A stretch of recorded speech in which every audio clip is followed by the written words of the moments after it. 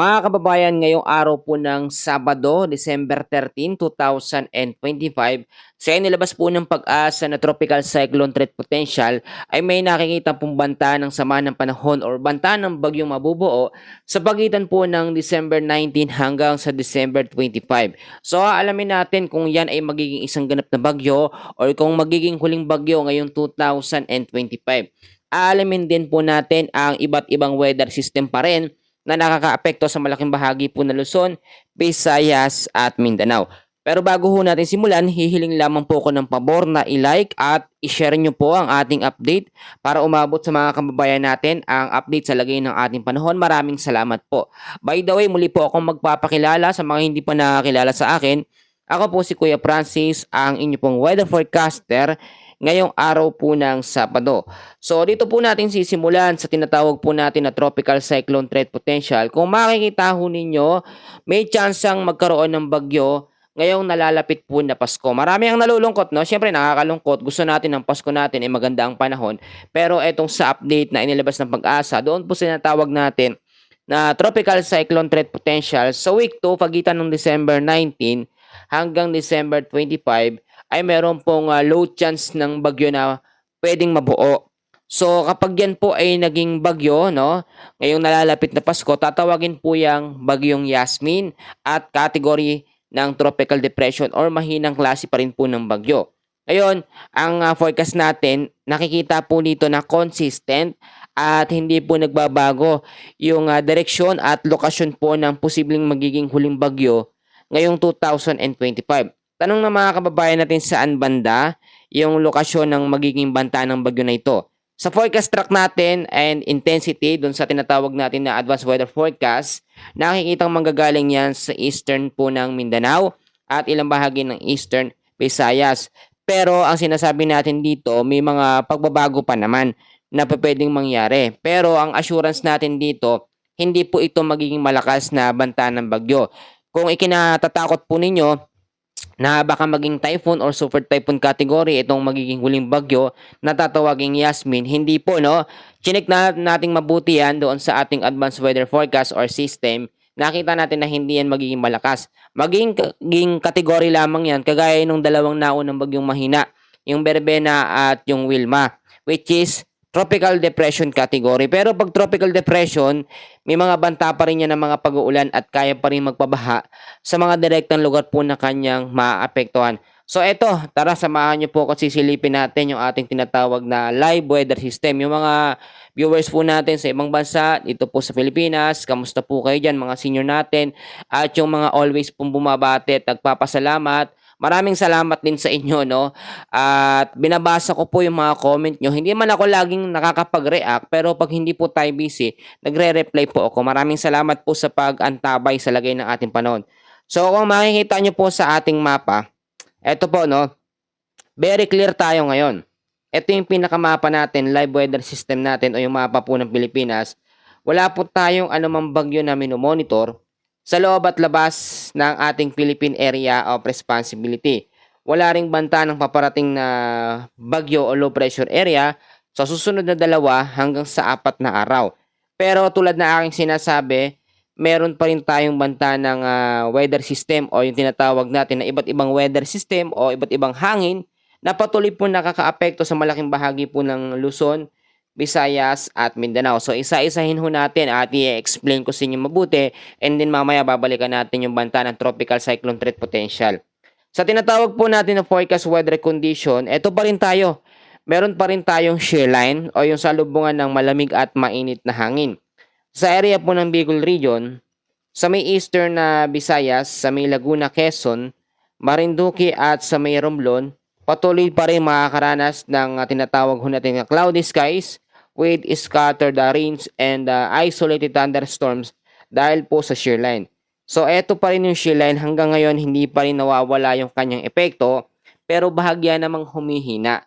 Pero eto sasabihin ko sa inyo, may mga tsansa pa rin na pwedeng magbabaha o magkaroon ng mga pagbabaha sa mga low-lying areas at landslide po sa mga landslide prone area kung sakali mang ang shear line ay magkaroon po ng moderate to heavy rains anumang oras.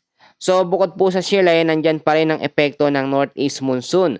So apektado ng amihan pa rin hanggang ngayon ang Cagayan Valley at ang Aurora. So asahan natin ang weather conditions sa lugar po ng Cagayan Valley at Aurora, cloudy skies with light rains dahil sa northeast monsoon. Ang amihan naman, wala naman po yung significant impact o yung pinaka-epekto niya.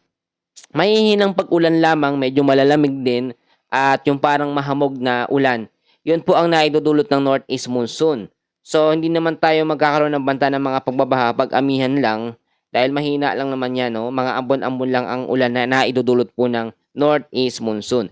Sa Metro Manila naman po, Ilocos Region, Cordillera Administrative Region, kasama na rin ang nalalabing bahagi po ng Central Luzon, kasama na ang Calabarzon. Ang weather condition po sa mga lugar na yan, patuloy pa rin makakaranas ng partly cloudy to cloudy skies with isolated light rains dahil pa rin sa northeast monsoon.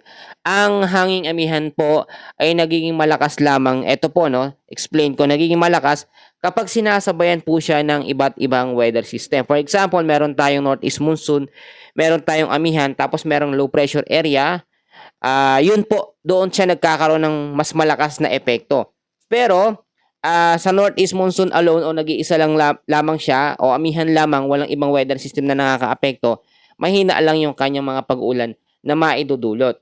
So, tulad ng aking sinasabi, northeast monsoon, mag-ingat pa rin, may mga light rains, mahinang pag-ulan lalo na po sa hapon at sa bandang gabi. So, eto naman, ang nalalabing bahagi po ng ating bansa, dyan sa Luzon, Visayas at Mindanao, patuloy po makakaranas ng partly cloudy to cloudy skies with isolated rain showers or thunderstorms dahil po sa easterlies. Ang easterlies bumalik na naman.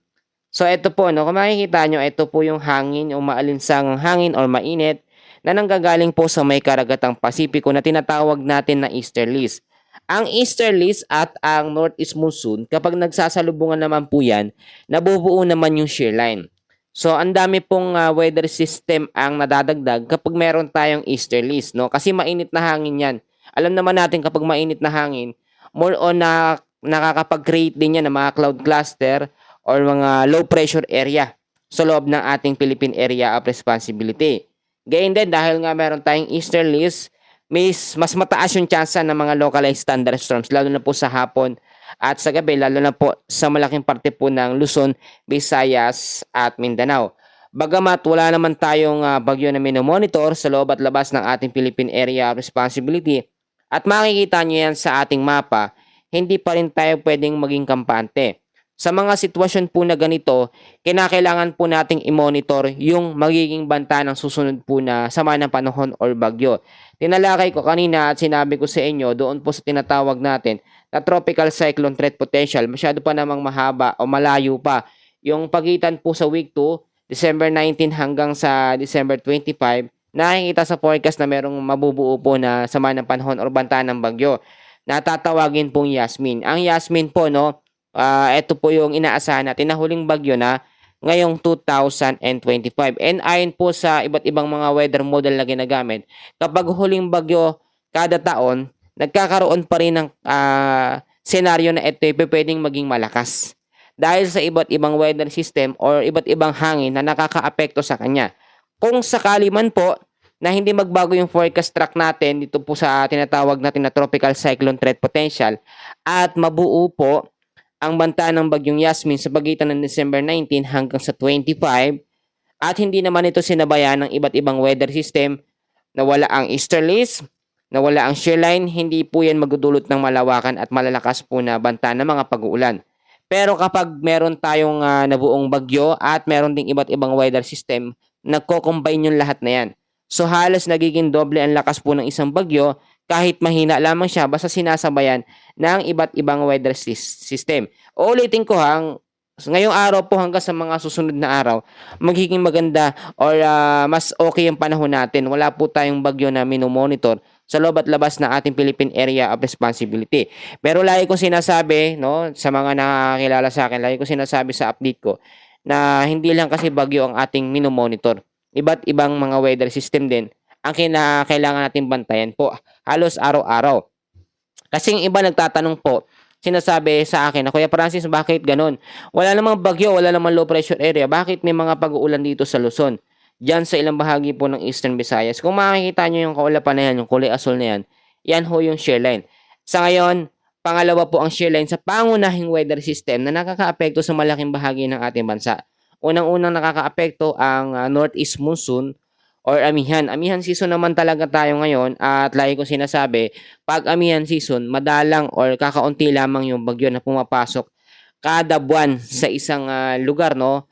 At sa pagkatala ng Pag-asa ngayong December, 1 hanggang 2 bagyo lamang po ang mabubuo at meron na tayong isang nauna, yung bagyong Wilma, tropical depression. Ito naman, i-explain ko sa inyo at kung sakaling magbago yung forecast at maging medium chance to high chance na maging isang ganap na bagyo, yung banta ng ating sama ng panahon na namo-monitor sa week 2 ng December ay hindi naman ito lalakas sa pagiging typhoon or super typhoon category.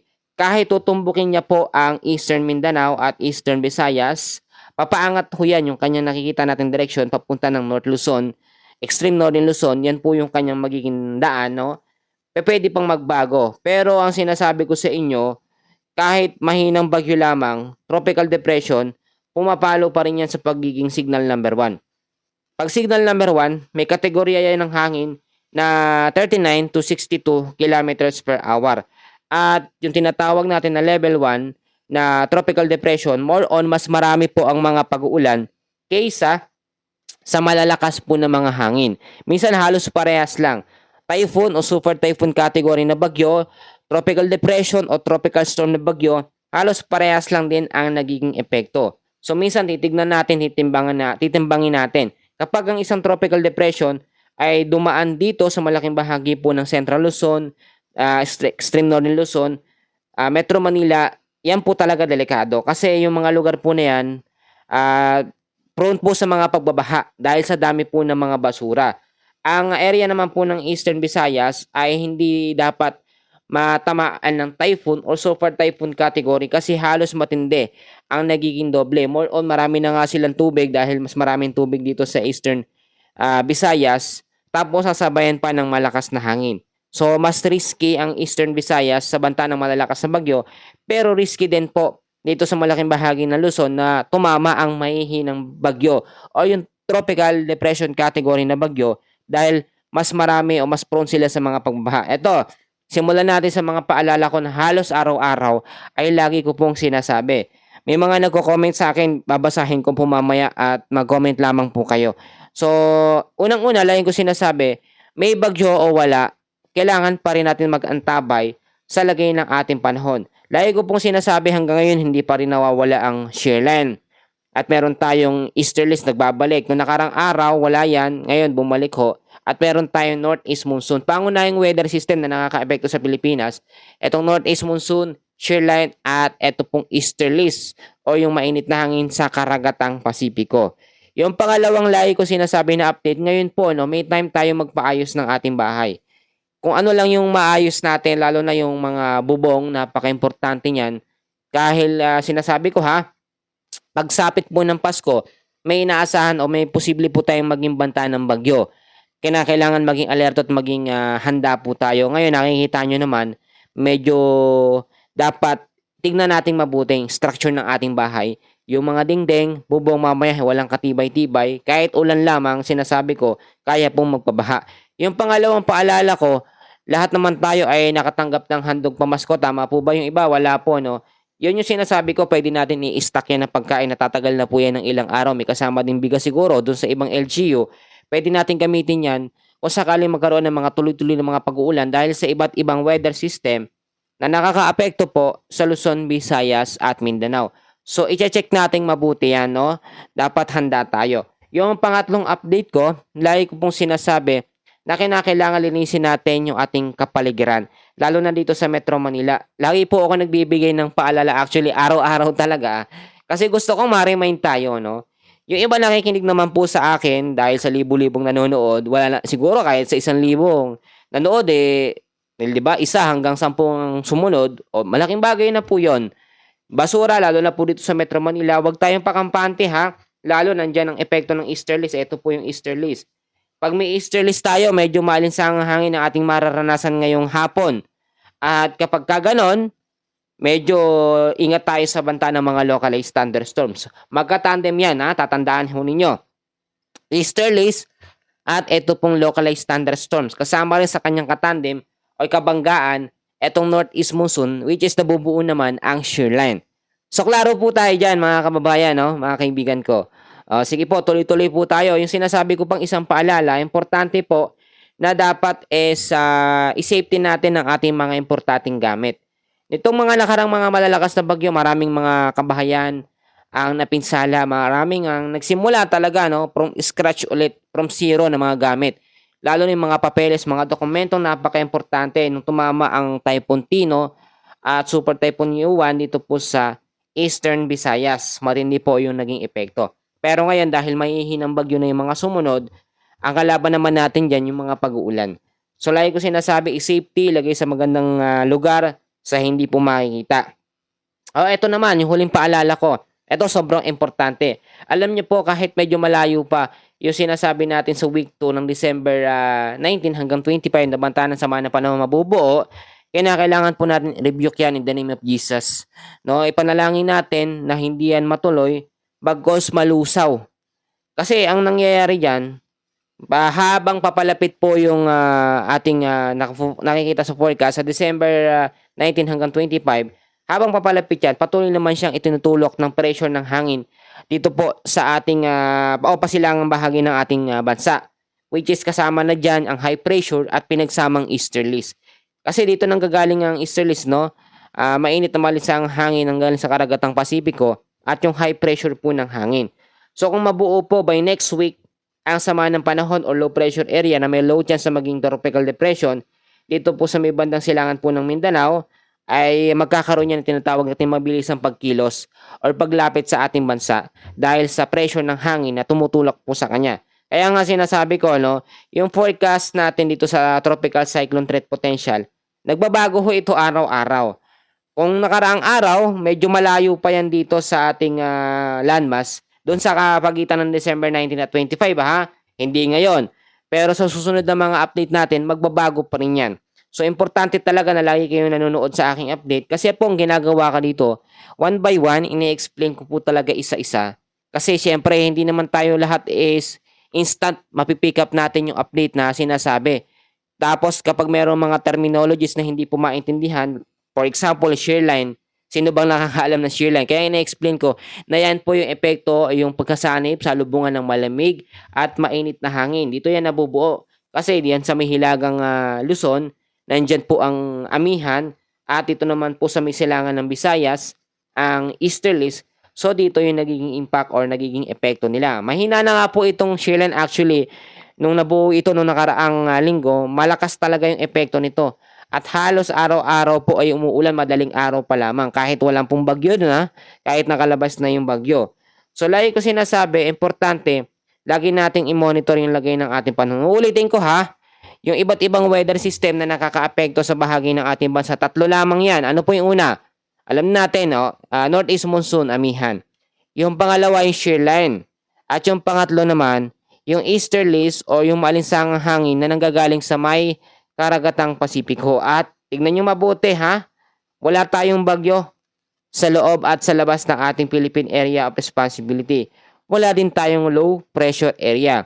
So kahit walang bagyo at walang LPA, hindi pa rin tayo ligtas sa medyo maulap na kalangitan. Alam ko yung iba atat na atat gusto magandang panahon natin. Sino ba naman ang hindi gusto magkaroon ng magandang panahon lalo na nalalapit na ang Pasko, ilang araw na lang po. Naku po, Pasko na at mag-ingat pa rin tayo.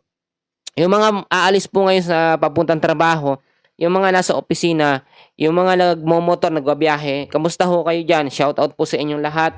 Maraming salamat po sa palagiang pakikinig at pag-antabay po sa ating weather update. So dito ko po muna tatapusin yung ating update. Maigsi lamang to, At maraming salamat po sa inyong pakikinig. God bless po at magandang araw po sa inyong lahat.